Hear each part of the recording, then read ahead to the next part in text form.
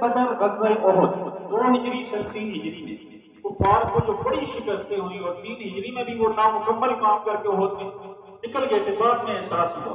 اب انہوں نے پورا پلان بنا کے 12 سے 15,000 کا لشکر تیار کر دیا کہ اس مرتبہ مدینہ کا بالکل ہم نے صفایا کر دیا۔ لہذا رسول اللہ صلی اللہ علیہ وسلم کو جب علم ہوا تو آپ نے حضرت سلیمان فارسی کے مشورے سے مدینہ کے شمال میں جو راستے تھے مدینہ کے انٹری کے، وہاں پہ خندقیں کھودی۔